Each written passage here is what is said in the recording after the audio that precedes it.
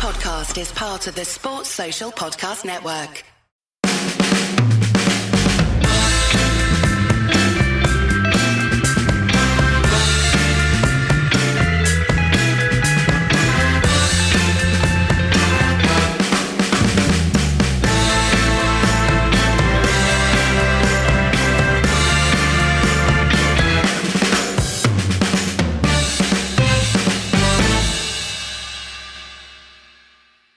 So, Paul, which of this week's draw and defeat do you blame on Paul Pogba most? I mean, I quite liked the game where he scored 2 and got an assist. I enjoyed that one.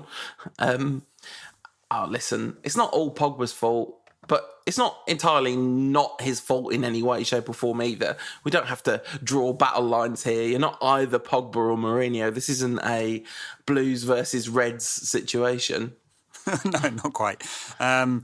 He did give away possession for Wolves' equaliser at the weekend. So yeah. I guess one in the negative column there. He did assist a goal against Wolves with an outrageous pass. Absolutely stunning.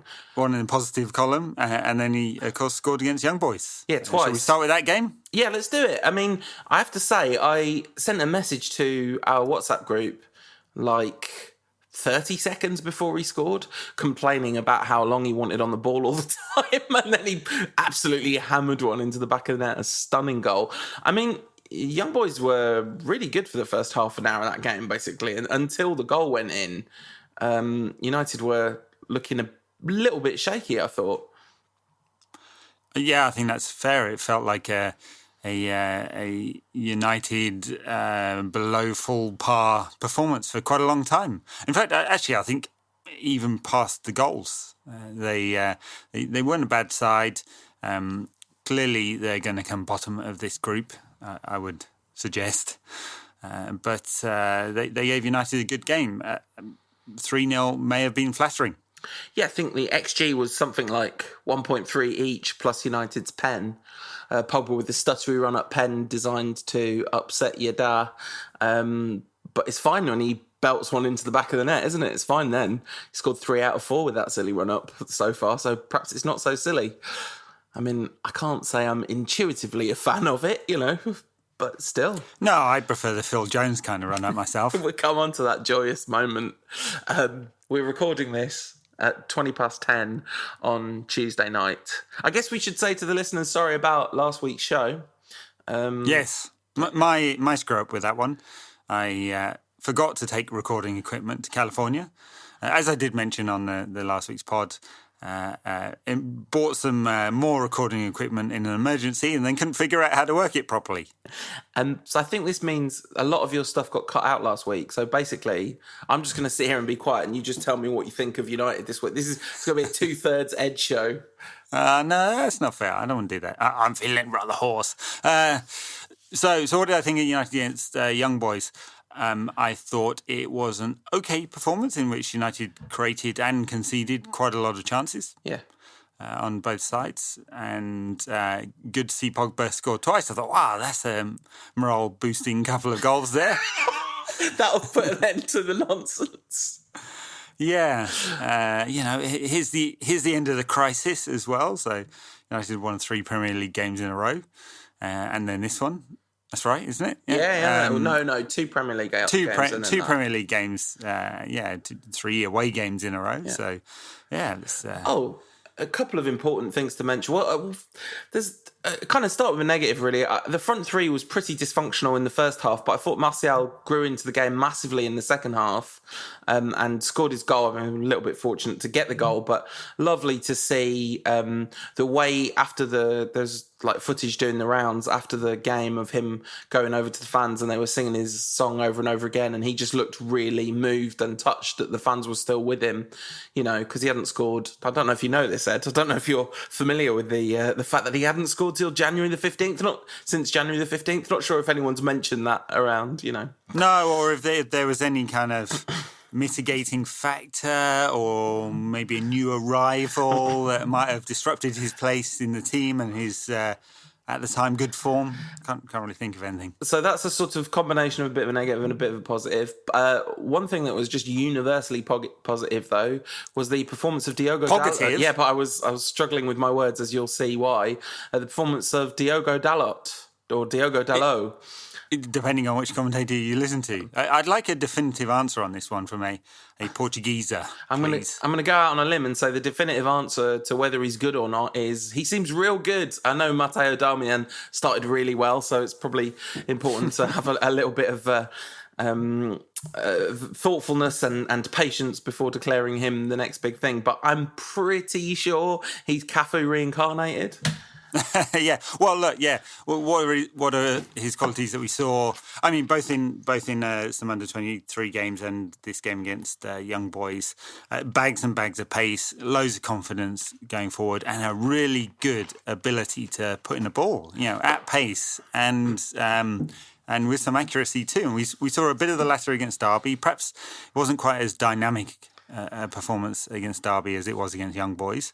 But he did really, really well. He's, and that gave him the impression that he will be pushing Valencia for a place in the first team pretty soon. Yeah, you'd hope so, because seeing a right back put a cross in that looked like the cross he meant to put in was such a relief. Well, and we're sure on the other side, who perhaps wasn't a standout against young boys, but I thought he had a good game, both defensively and going forward. United then have a pair of really attacking fullbacks, which, given the propensity to play with two strikers in wide positions, or a midfielder and a striker, or at least two players who want to cut in all the time, is pretty important. Yeah, and of course, Luke Shaw didn't have the best game, but he did win the completely legitimate, definitely a pen. What are you talking about? Why would that be controversial in any way? Penalty when he blasted the ball at Mbabu's perfectly reasonably placed arms from about 2 yards. One of the worst handball shouts I've ever seen. That. And of course, if that was in the Carabao Cup, that might have been chalked off because VAR was in place. It's funny that it's in the World Cup and the Carabao Cup, and not the Champions League. Forget that, but we have it for the real big stuff. Yeah. Anyway, yeah. Yes, fortunate penalty for United's second goal. Before then, Pogba had spanked one in. That's beautiful. Beautiful goal. Yeah. This Pogba is best, and it was really nice to see Martial score just after the hour. Pogba assist on that one. Assist lovely. Off the heels of the defender as well. Yeah, lovely break too. Just a lovely bit of play. The Pogba ball to Martial was just perfect, and United's front three at that point, running away from Pogba and creating space and putting the defence all over the place. That's, something we could, in theory, see. Yeah, but don't very often. And then the substitutions came and the game was sort of over by then. And I think it all kind of wound down after about 70 minutes or so. Yeah. But it was a great start. I mean, we talked on last week's pod about how important it was for United to get off to a good start. Or at least I think I talked about that. But if Tom cut it all out, maybe I didn't. And United did, because it's Valencia next and then doubleheader against Juve, I think, which is going to be super tough. So do we know whether Ronaldo is back for those games, given he was sent off for trying to pick a gentleman up by his hair? Actually, I don't. Okay. Is there an appeal in? And we'll find out. Whether it's a 3-match or a 1-match ban is the thing, isn't it? I hadn't thought to go look that up. Ronaldo, who's now scoring after a slowish start, hadn't scored for 3 or 4 games or something. He scored at the weekend again. Let's hope it's a lengthy ban. Yeah. Frivolous appeal needed. Absolutely. Right. So that's all the good stuff we've got to talk about out of the way. So if you're one of these jolly, cheery, don't say anything bad against United, well, obviously you're not still listening to this podcast after 9 years of us moaning about stuff, even when we were winning the league. You might want to tune out now, because it's about to get brutal.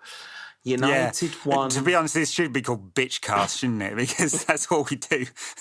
No, it's not quite true. It's only 90% of what we do. The irony is, I spent my whole time looking for the positive. That's the irony of all of this.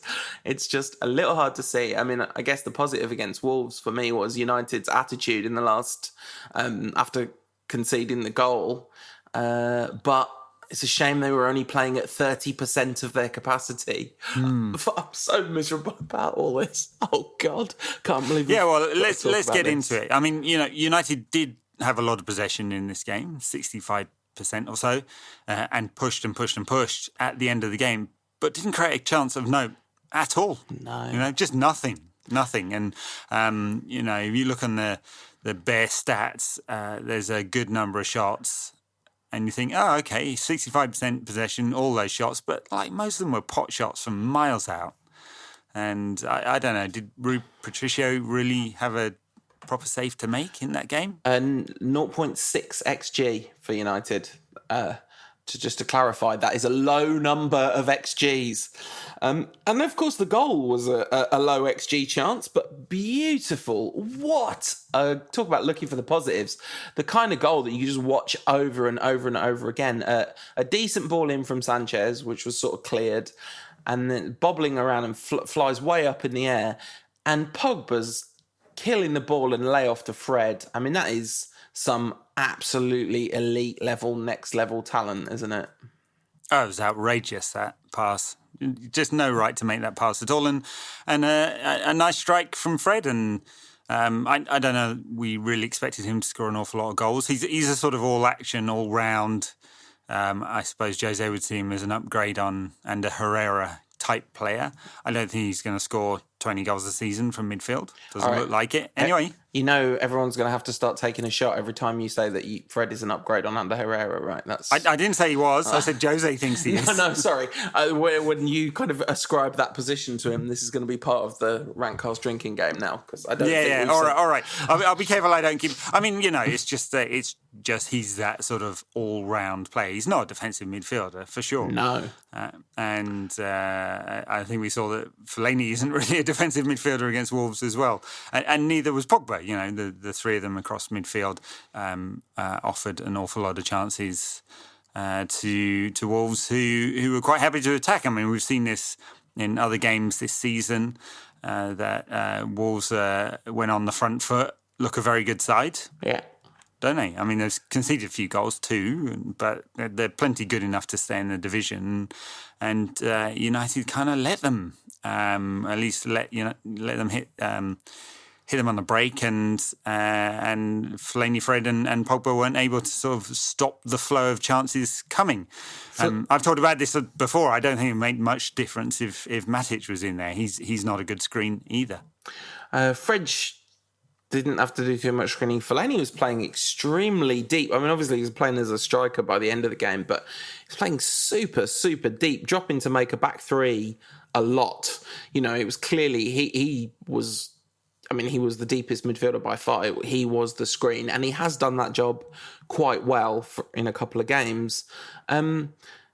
I don't think that the team was overly defensive. I don't think it's a terrible team selection or anything. I thought Lingard I saw Lingard get loads of stick. I thought he was really bright and trying to link play.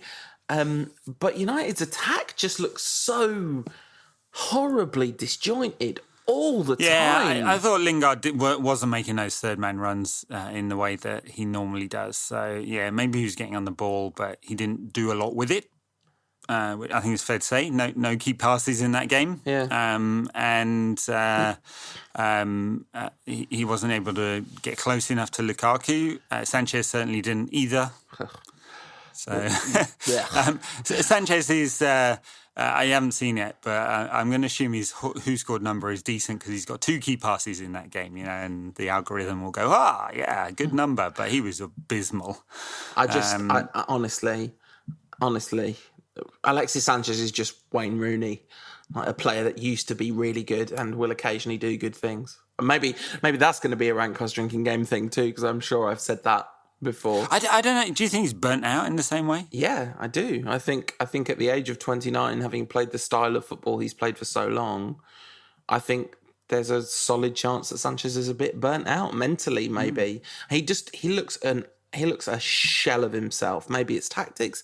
Maybe he should be playing through the middle. But this feels like the kind of conversation that everyone was having about Rooney for 3 years, when some of us were just going, no, it doesn't matter where you play him. He's just dead now. This is, Sanchez just looks hopeless. He does. I mean, you got to change something though. So I wonder whether a spell on the right side of midfield might not be a good one for him to do. I mean, look, he's not dynamically cutting in, creating and taking chances in the way that he did at Arsenal when he scored and created all those goals. So try him somewhere else. How about a spell on the right wing, or at least in the first half, it's the right wing, and just beyond the touchline and up those little stairs and behind that little brick wall. No, that's the other option. I mean, it's not one that Jose is going to take, though. It appears he's one of the untouchables. Listen, but we'll see. We'll see. He's also earning between £300,000 and £500,000 a week, and depending on which paper, maybe he's earning £1 million a week this week. So between these two games, Mourinho was asked about whether Martial would start in this game, and he said no, he won't start because he played 90 minutes against Young Boys and Sanchez played no minutes against Young Boys. I'm like, oh, is that the metric? So then what's going to happen next week? Like, if Sanchez plays 90 minutes, is he going to just play another 90 minutes, is he? I mean, he didn't get 90 minutes in this game, which was somewhat shocking. Martial came on and looked really bright and lively. Few neat runs, a few chances created, or a few key passes made in the final third. Same thing, really, isn't it? Key pass being a pass before a shot. Yeah, exactly. Like, whether that counts as a chance created or not, I guess depends a little bit on the type of the area the shot was taken from. But right. But he looked bright, and right now Sanchez's form doesn't justify a place in the side, right? So logic says you revert to Martial or Rashford. Yep. One of them should get a chance to play their way into the team, surely. But the other thing is, either Martial or Rashford should be getting the odd chance up front. Like, everybody that listens to this show knows I'm quite a big Lukaku fan. But I'm not an idiot, so I'm aware that Lukaku goes through big dry spells, and we saw this against both Wolves. I mean, the worst chance he missed against Wolves, he was lucky enough to be flagged offside for. But that header was, it's one of those that looks absolutely horrendous because the header goes off at a really ridiculous angle, but I guess it's relatively difficult to do. But then he missed two very presentable chances again against Derby, and he's just in one of those classic Lukaku lulls. I mean, he had one last season, and hit the post against Derby, snapshot. Yeah. Little unfortunate, nice move. Yeah. But yeah, he's missing chances, and of course he's played a lot of football. He played a lot of football last season. Played all through the summer. Returned early. Yeah. Because his manager wanted him to, and you'd think a League Cup tie against a lower league side would be the opportunity to give Marcus Rashford a game up front, wouldn't you? Not if Marcus Rashford is still suspended from his headbutt. Yeah. All right, yeah. Well, Martial could have played up front. Yeah, anyway, Lukaku didn't need to play. No, he didn't. But Mourinho clearly feels he does need to play, because we remember back at the FA Cup final, which we were lucky enough to go to, and unlucky enough to have to watch once there.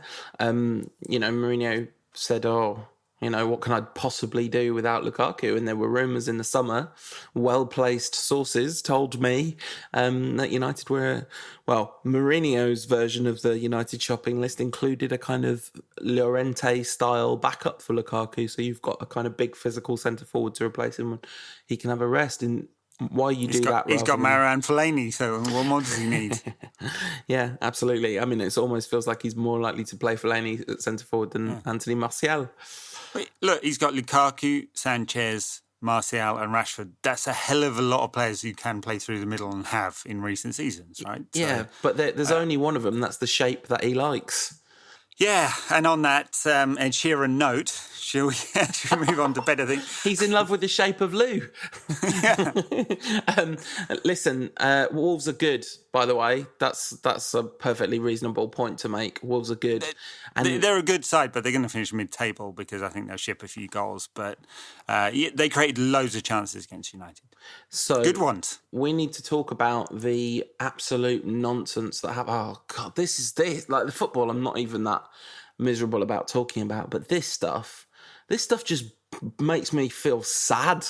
I can't think of a better way of describing it than the Mourinho Pogba nonsense, which both parties are doing themselves somewhat.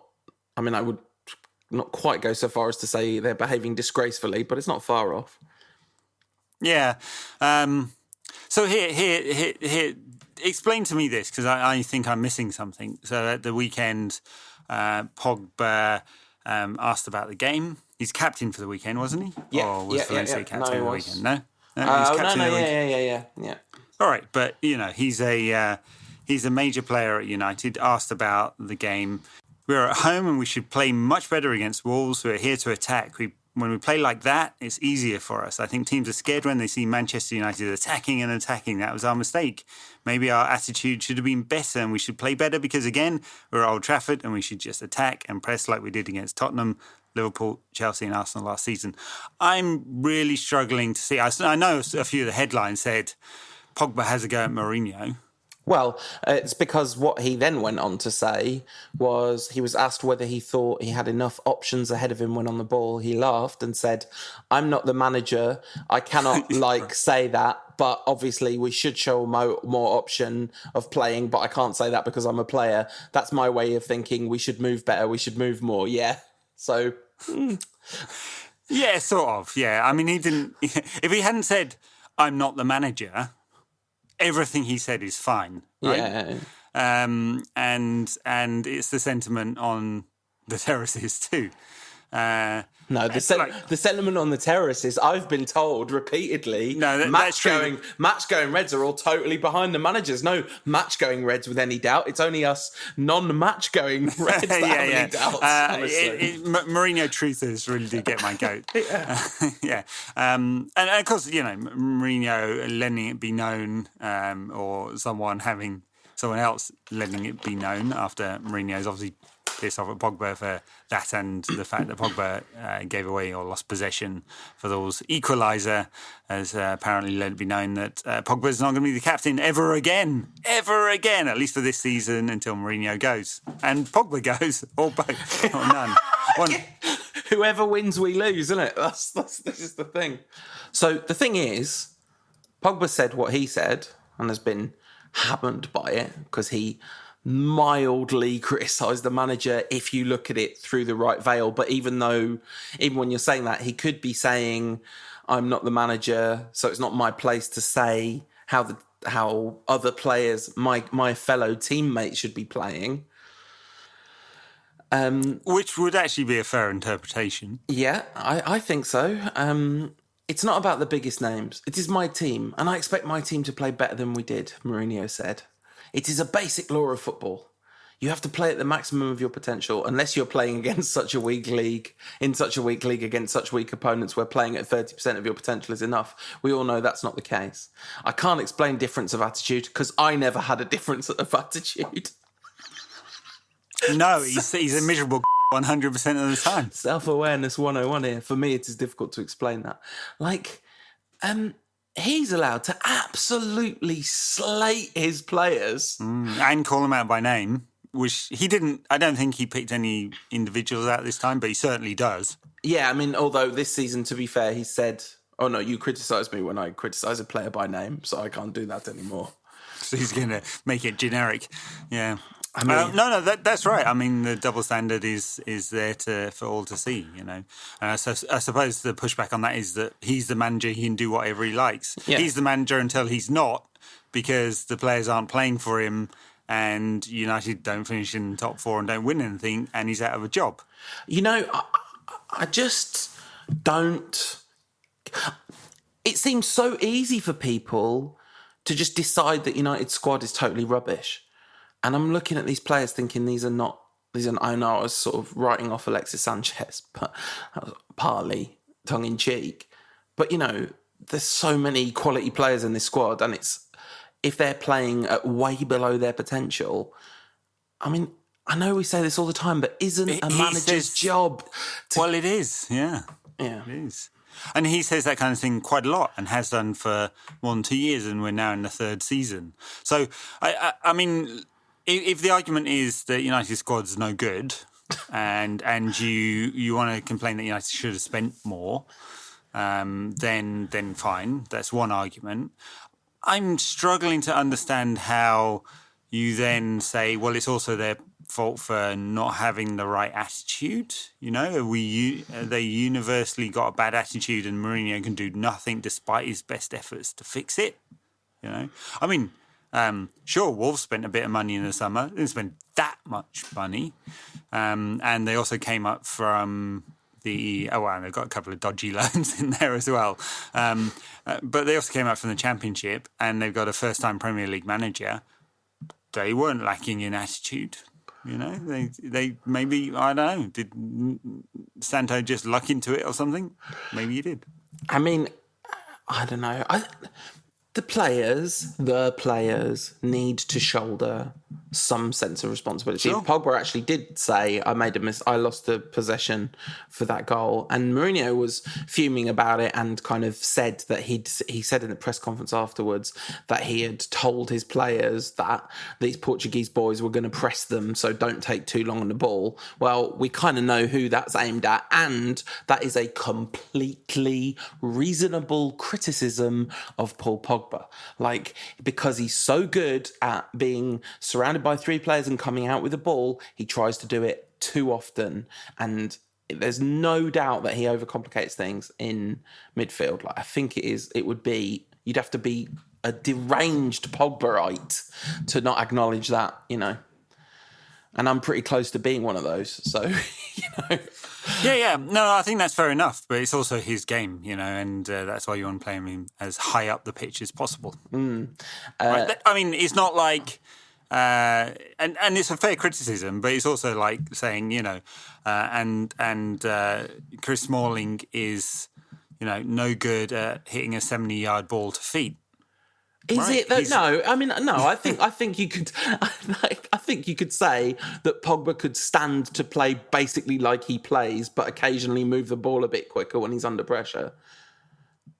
Yeah, but which occasions are those? Are they the occasions where he turns around three players and then plays a killer pass, or are the occasions where he tries to turn around three players and gets caught in possession? I don't know. Sometimes you take what a player is and you accept that they are that player, and with those skills, they create plenty for United, including, you know, double figures of assists last year, 3 key passes in this game against Wolves.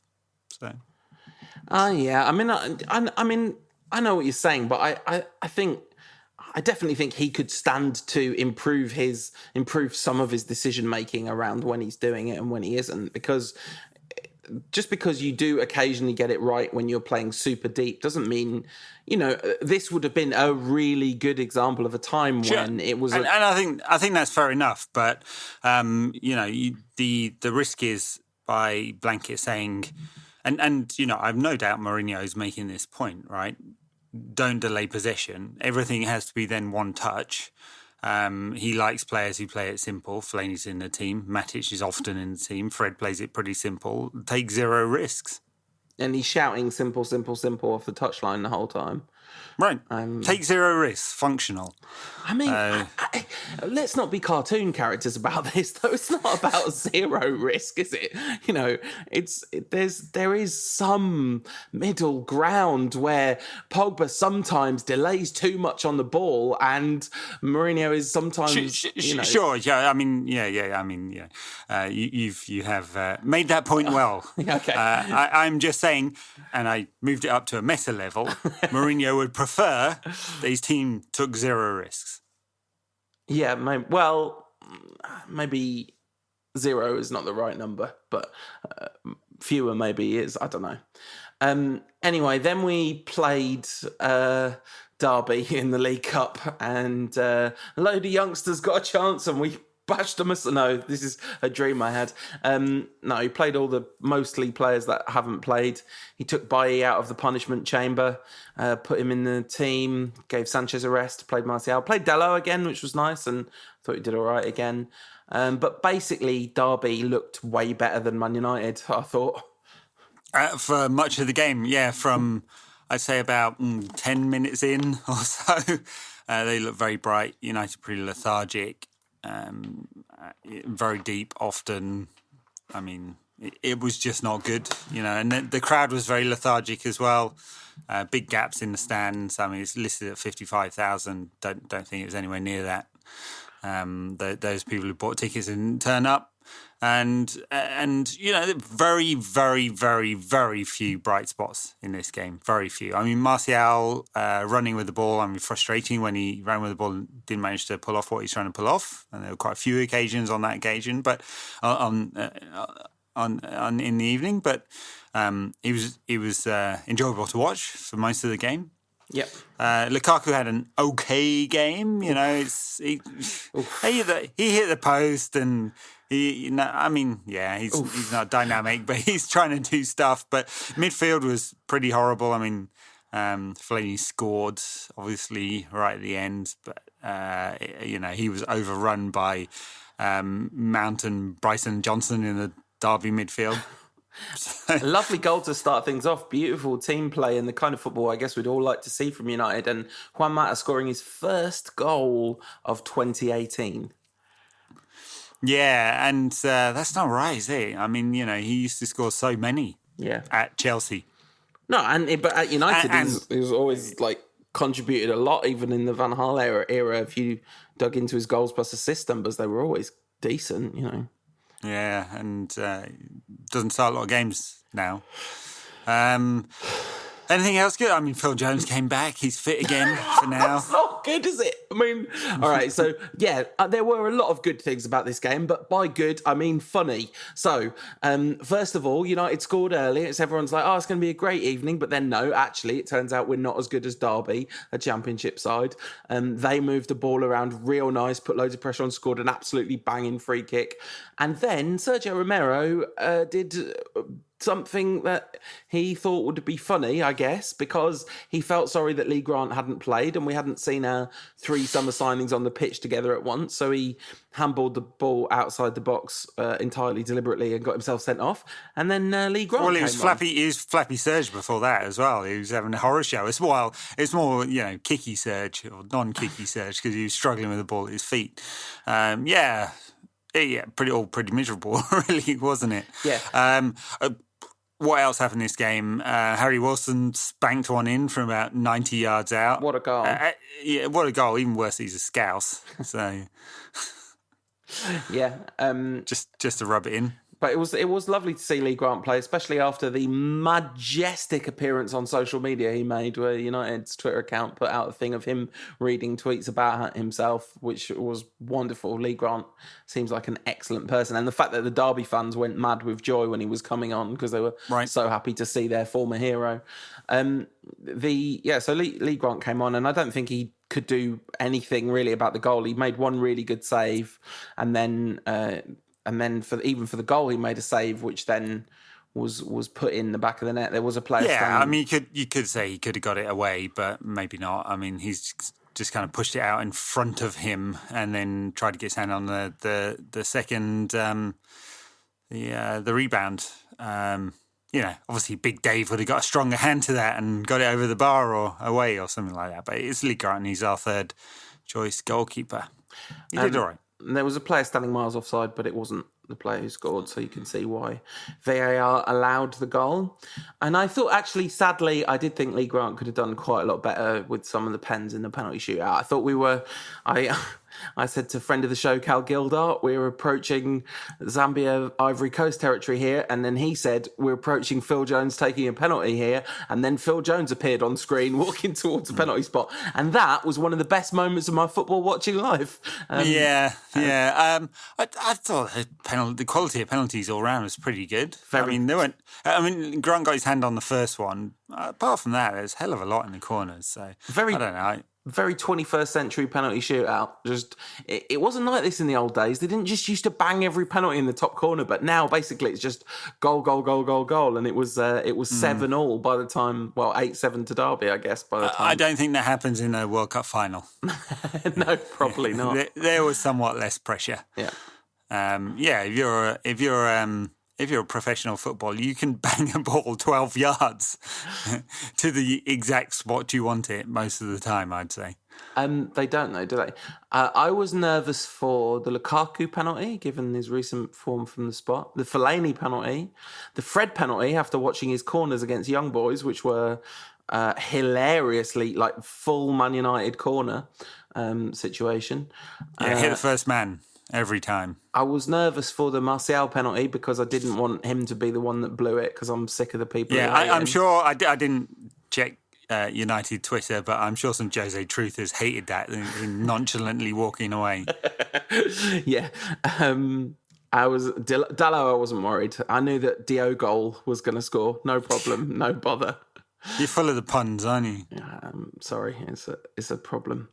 But yeah, the fact that Fellaini scored in the last minute to take it to a penalty shootout, which we then lost thanks to a Phil Jones miss after we'd scored 7 penalties in a row. Peak, it's just so funny. It's peak funny. Post Fergie. Yeah, exactly. Just absolutely classic. And, United are an absolute shambles, and we just won 3 on the bounce, and now we've technically just drawn 2 on the bounce against teams at home that we definitely should be beating. I mean, I know this was a rotated side. I know Derby are a decent side, but there was easily enough quality in United's lineup. Quality, balance. There was nowhere in that side that you look and go, oh, blimey, this is a bit of a John O'Shea in central midfield situation. All right.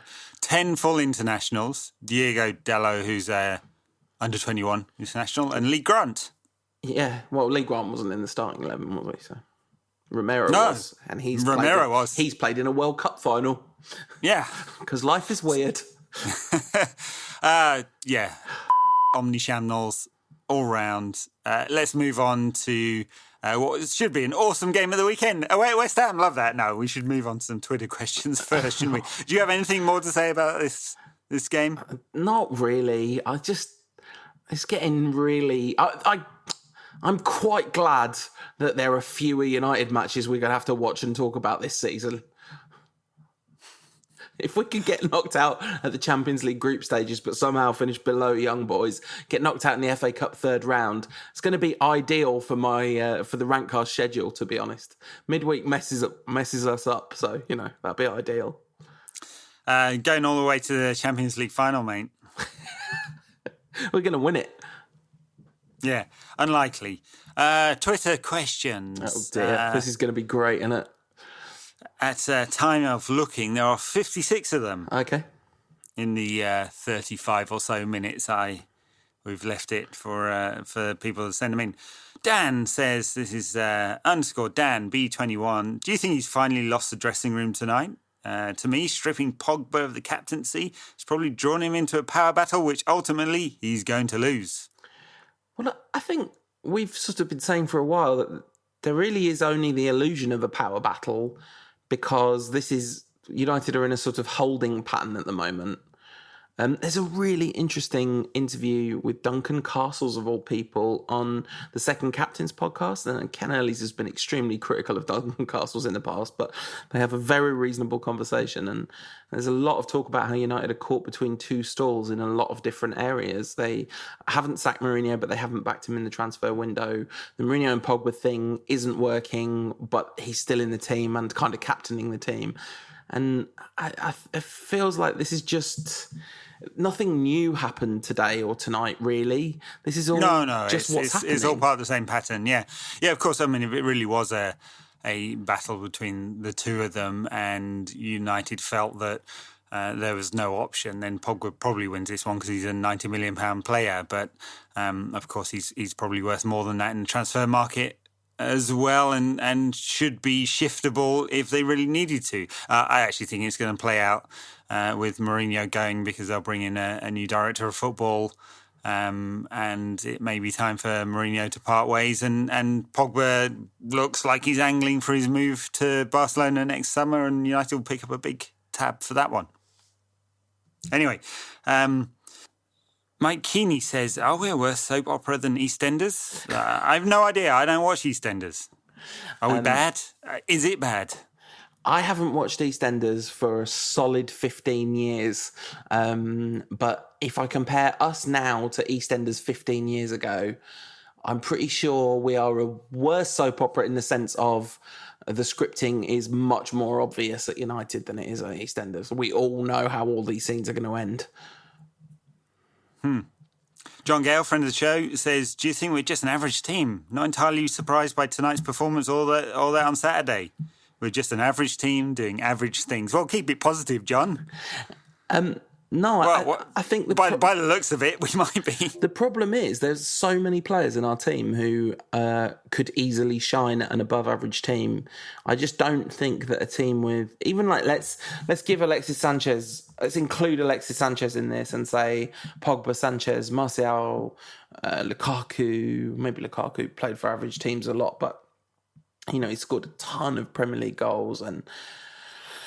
I'm just not convinced that the players are average. I don't think Luke Shaw's an average left back. De Gea is obviously not an average goalkeeper. I think there's 3 or 4 average players in the side, and that's really dragging the mean level down. And the manager is doing nothing to maximise the good players.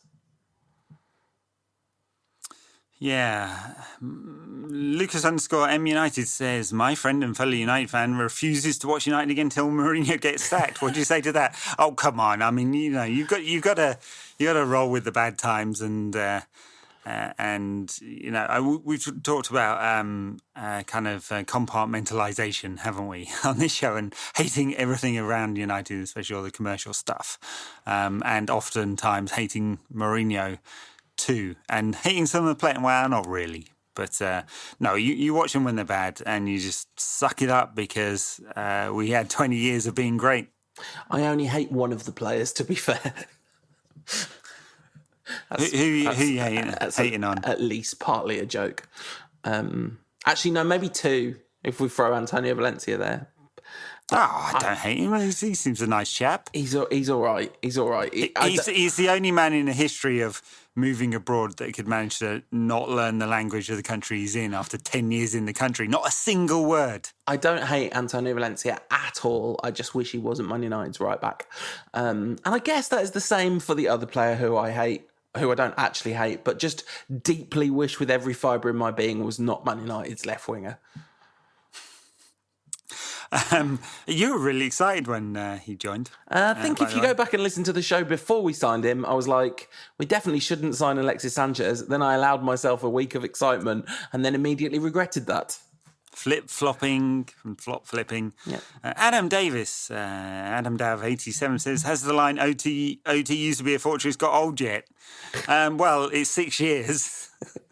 So that got killed pretty quickly, didn't it? So yeah, it's not much of a fortress anymore. I've got a couple of questions. That one was sent by WhatsApp and one was sent by email. Ryan Lockwood, friend of the show, says, is this the most rock bottom week of the Mourinho tenure? Sure feels like it. No, because United won in the Champions League.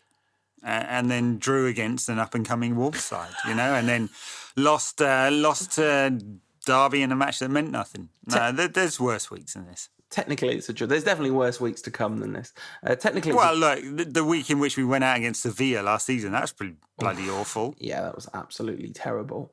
And friend of the show, Simon Stevens, says, who will be the first club to win 21 league titles? Oh my God. It hurts. It hurts. No. A little nice thing that happened that's tangentially related to Man United is that Raphael was so happy that Lyon had beaten Man City, and it was really, really nice to see. As Man United youth said, forever my right back. Yeah. It still doesn't make any sense. Still, he's not worse than Darbian, is he? Yeah. Not anywhere near. Kevin Karomi at KMC_MUFC says, Jose Mourinho is deft in working Rooney out of the side. Can he do the same with Alexis Sanchez? Yeah. All right. We don't need to answer that one. That's my favourite question of the week by miles. Yeah. Mika Lehtonen, that's at Sorolapio, says, at this point, is there any denying that third season meltdown is in full swing? Well, I don't know. I think there's a bull case to make for Jose here. It's 2 games lost in the Premier League and out of the Carabao Cup, which honestly no one cares about anyway, really. They're, sure, not great results in the league and quite a long way behind Liverpool, but plenty of time to go.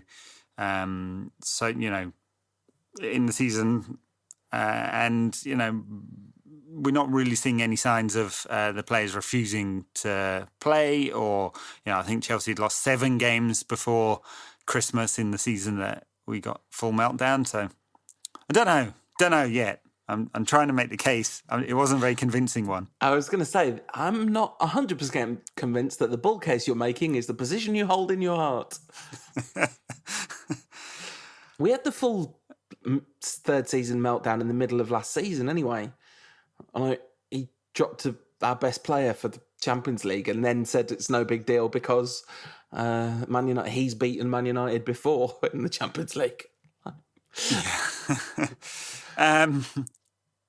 Was that the worst penalty shootout performance ever from a United goalkeeper? It says at Fellybeat. Oh, we talked about this. I think there were some good quality penalties. There were, but I definitely think there were a couple where he didn't extend his arm properly, and it looked bad. I thought, and I'm a bit of a Lee Grant stan, to be honest. I'm a bit Lee Grant FC, but I did think that was quite bad.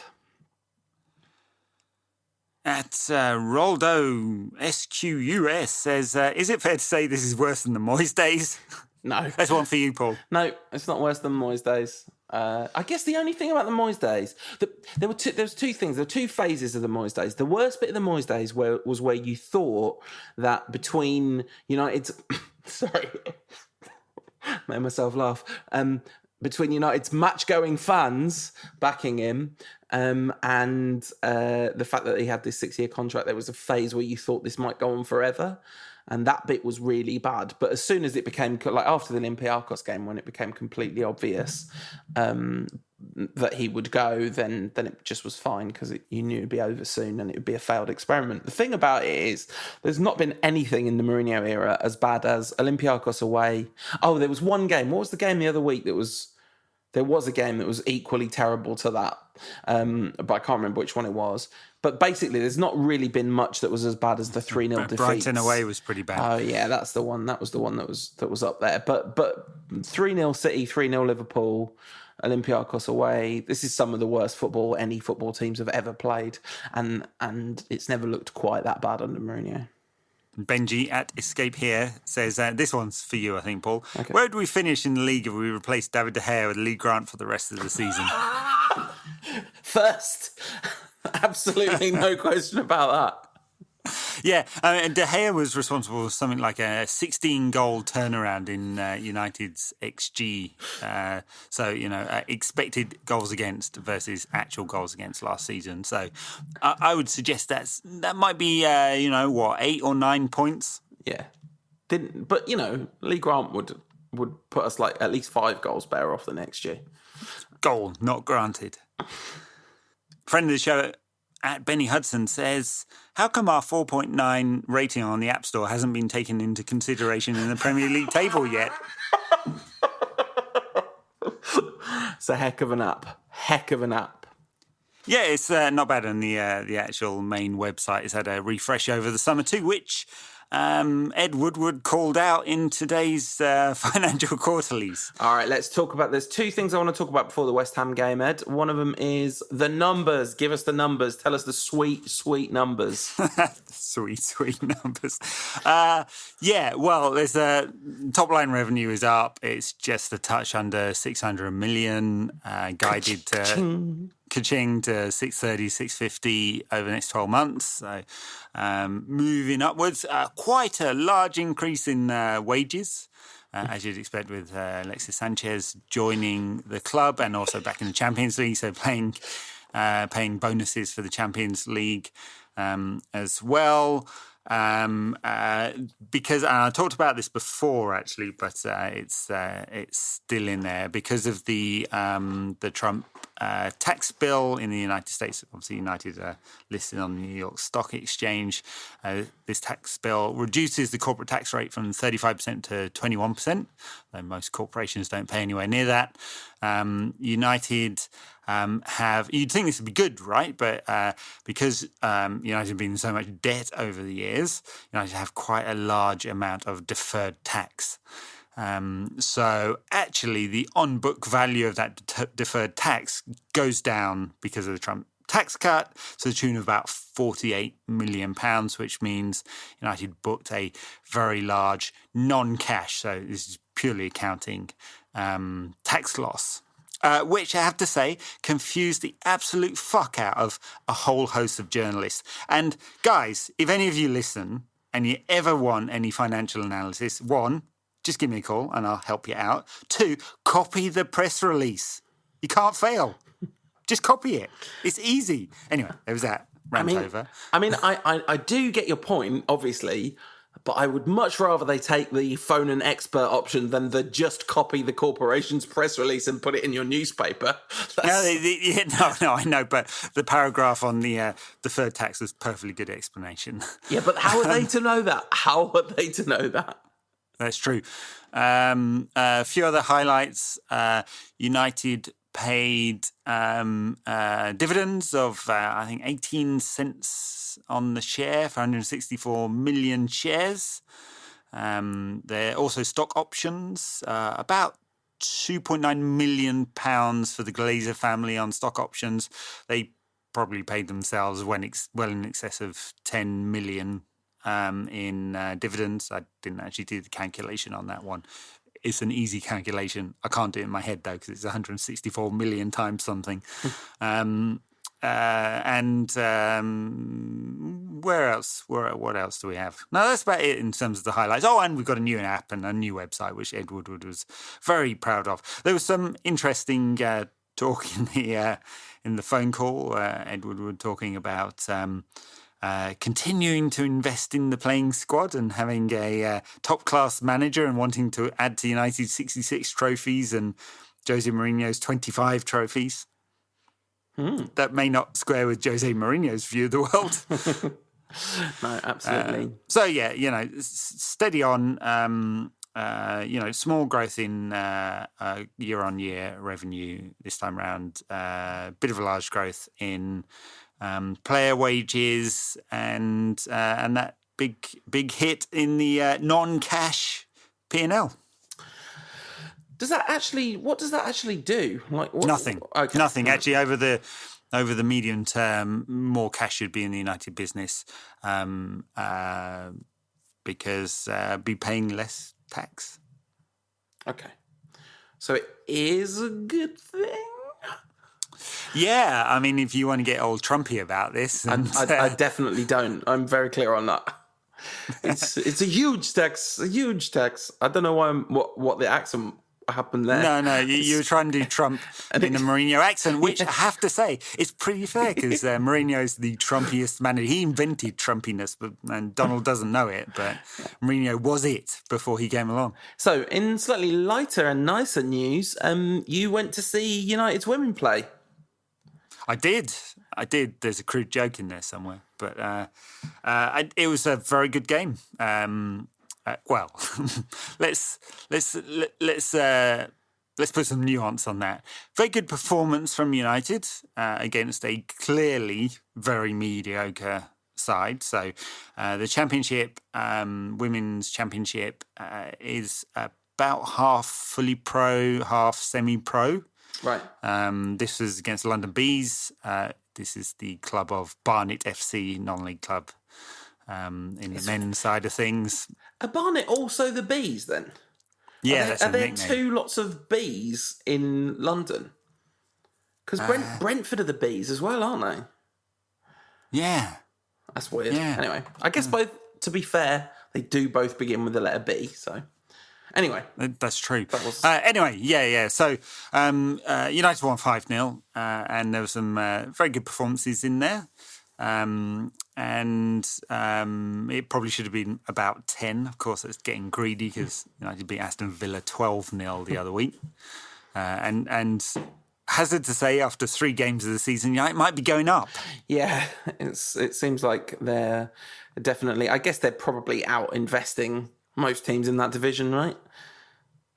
Yeah, I don't know exactly. The club picked up a lot of players from what you'd say were direct rivals. Big names from Liverpool and City and Arsenal and so on. Often young players, it's a very young squad, which is building under a first-time manager in Casey Stoney. But they look to be going in good places. Was there a kind of identifiable style of play? I guess it can be difficult to really identify a style of play when one team's much better than the other team. Yeah. No, I mean, they played at a basic 4-3-3, good possession football. I'd say some of the game, it's hard to pick out a style of play because some of it was quite untidy, I'd say, from both sides. So that's why I was saying, it's good performance, but actually in terms of raw quality, there's quite a few levels to go up, I'd say. Yeah. But, some very good stuff. A couple of players I wanted to talk about who really stood out. Up front was a girl called Lauren James. I say girl, not in a dismissive sense, but she's 17. Yeah, literally a girl. Yeah, who's got great feet and is really quick in spaces. Her first goal, United's second, it was just an awesome turn in the box and then a very calm finish from pretty close range. She looked very, very good, either going wide or through the middle. Molly Green in midfield, classic number 8, I'd say. And of course, United have got a few England players, including Chamberlain in goal, who didn't really have to make many saves, although I'd say they probably all switched off after about 75 minutes and made a couple of good ones towards the end. Anyway, it was a good performance. About 600 people there, so not exactly a rousing atmosphere, but it was good to see them in the flesh. A lot of Reds in that 600 odd people, right? Mostly. Yeah. They've only come to see United, and not West Ham United at that, who we play at the weekend. David Moyes' Manuel Pellegrini's West Ham United are doing much better. They've sort of got themselves out of the terrible, terrible slump that they were in, haven't they? They got a very creditable draw against Chelsea, although given that Jorginho made 180 attempts at passing in that game, that's 180. That's the kind of number that you have to write out on the ticker tape after you say it, because that's 2 passes a minute. Yeah. Fair to say that most stuff goes through Jorginho. I mean, he came with a reputation of being a very good passer. I'd love to see the average length of pass there. I haven't really seen his pass map. But, he's got a full range of passing. So it's not just like a centre-back getting it, I assume. Although I will have a look at that, because that's an awful lot of attempted passes. Even if it was, we've seen some centre-backs play a lot of passes, but, remember Daley Blint playing in midfield against Sunderland for United, and he made 118 passes, and it felt like the whole game was just him passing it. And then Jorginho's made, 62 more passes than that? Anyway, so... and 168 more passes than that Robin Van Persie performance for United a few years back. So anyway, and 180 more passes than that guy who played for Russia for 75 minutes in the game when they went out at the end of the World Cup. Anyway, it's a fantastic result for Chelsea, for West Ham. You have to say they were pretty fortunate, but still, they won't mind that at all. And before that, they got a massive 3-1 win against Everton at Everton. Which was pretty significant. Super important for them, having lost 4 games in a row in the league, at least. Yeah, absolutely. So this West Ham side, are we seeing them starting to gel? Because they've signed some good players. Felipe Anderson, perennially linked with Manchester United. Felipe Anderson, Football Manager legend. I can't remember which version it was, but they've definitely been versions of Football Manager in which Felipe Anderson was devastating. Yarmolenko looked okay against Chelsea, didn't he? Perennially linked with literally everyone, Yarmolenko, before he finally moved out of Russia. Perhaps they're on the up and up. I don't listen to this normally, but I happened to listen to a little bit of Radio 5 Live at the weekend. I thought you were going to say TalkSport there because you had the TalkSport shame, but Radio 5 Live's fine. There's nothing wrong with Radio 5 Live. Phone in and... Okay. I know where the shame's coming from now. Yeah. A couple of West Ham fans come on. First one said, I really think we can make the top 4. And I thought, okay, there are like a few cranks on there. The second one comes along and says, I think it's top 2. We should be shooting for the top 2. Marko Arnautovic has started scoring, which is super important for them, obviously. So they've swapped their midfield around and essentially have dropped Jack Wilshere, who played the first 4 games in which they won 0 games. And I don't think has played either of the next 2 games in which they won 1 and drew with Chelsea. So not so great news for old Jackie Jack Wilshere. He has not yet found his level, it would seem. And actually, even though I'm doing this myself, I don't really like the thing of like, Jack Wilshere's rubbish, because it's really quite a sad story about someone who just was completely ruined by really serious injury over and over again. Yeah, it's no joke, that one. I ski what you did there. No, you do. This show's gone off the rails. No, it was never on it. So look, I don't know where to really assess West Ham at this point. Clearly, a win at Everton and a home draw with Chelsea is absolutely what they desperately needed in order to get the season back on track. They're still staring at relegation 6 games into the season. Not really where they wanted to be when they hired a coach of Manuel Pellegrini's stature in the game and signed a bunch of players. So, it has to get better from here. Of course, they love playing and beating United. It's one of the few games when they're not trying to beat each other up in the stands. When United come to town, it's at West Ham, isn't it? Yeah, it is at West Ham, which I don't think is a bad thing, because we won those 2 relatively tricky looking away ties, although we were dreadful against Brighton. But Old Trafford's been kind of a disaster zone, really, hasn't it? That's a loss and 2 draws, one of which is a loss in the last 3 games. OT. So I guess we'll play the kind of Lingard, Sanchez, Lukaku, Pogba. Well, if Pogba's allowed to play, Pogba, Fred, Matic. No, Pogba, Fellaini, Matic. Yeah, I'd imagine he'll want to do away from home. Most of the team at Valencia will be back in, and it'll be Smalling and the Swedish fellow's name I've totally blanked on. Victor Lindelof. Victor Lindelof, inexplicably blanked on him. The team pretty much picks itself in B4-3-3, and that will match up to pretty much how West Ham are playing at the moment. Yeah, well, how West Ham have switched to playing, given that they started the season. You mentioned a coach of Pellegrini's reputation. Nonetheless, thought it was all right to play a midfield 2 of Mark Noble and Jack Wilshere in the Premier League in 2018. So just never worked with these tippy-tappy fellas, I tell you. All right. One interesting, they played at the weekend with Declan Rice, who's an interesting case, this one, because he's kind of really a defender, but pushed him into midfield. He's young, like he's 19 or something like that. Made his debut for the Republic of Ireland recently and has just rejected a contract.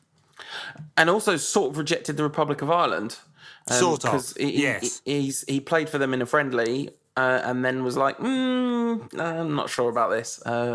And so I wonder whether he's had a call off Gareth Southgate. I wonder, because Pablo Zabaleta was bigging him up this week, and there's a lot of good stuff said about him, and he's obviously asked for a much, much bigger contract and potentially a move and an England cap sometime soon.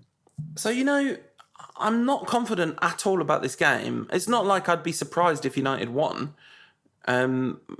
But given everything that's happened, I guess going into the Burnley game away, it felt so down and sort of miserable, and Mourinho sort of tweaked things quite a lot. But as has happened somewhat frequently during the Mourinho era. There's a tweak that sort of looks like it's got things back on track, and then it just sort of runs out of steam again. So maybe he'll re-inject steam into the tweak that worked against Burnley and Watford, or maybe he'll try something new against West Ham, and that'll work. Or maybe it's going to be more of the same, and we're going to look really sloppy and just have to hope that we take more of our half chances than they take of theirs. Yeah, I mean, I think it'll be a fairly conservative approach from United. It's the way of things. Conservative as in, I don't think we're parking the bus, but I think it'll be a controlled approach, especially after conceding 2 goals this week. And the sort of professional performance we've seen in the last couple of away games against the mighty Watford and Burnley. Well, Watford, who'd won the first 4 games of the Premier League, including beating Tottenham at home. Yeah.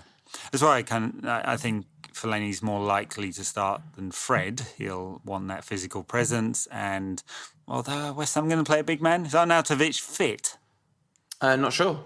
He'll want that physical presence, and I think he sees him as probably a safer defensive shield than Fred. I'm not sure if that's true or not. And then he'll play Fred against Valencia on the Tuesday. So we're going to try and get a podcast out before that.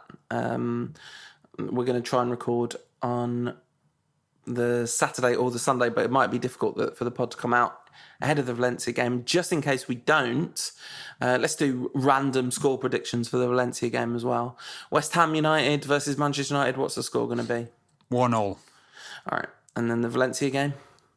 That home or away? United. Home. Is that It's United? home. Yeah. Oh, easy. It's not easy though, is it? No. 2-1.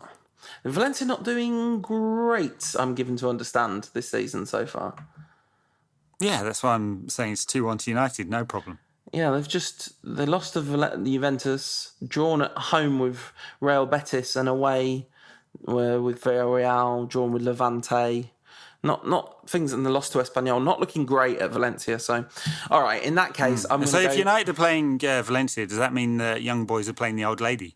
Yes, quite. And as somebody pointed out, was it Darren Richmond, who said, isn't it a tragedy that Wayne Rooney is no longer at Man United?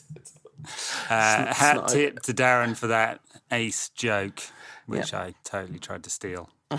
You've done that before, by the way. You tried to steal a Darren Richmond original before as well once. Did I? Yeah, no, you I did. always credit. I think it was an accident, but it definitely happened. Anyway, that'll do, won't it? I've got to say what I think the scores are going to be. I don't know. We're going to lose 1-0 to West Ham and then beat Valencia 1-0.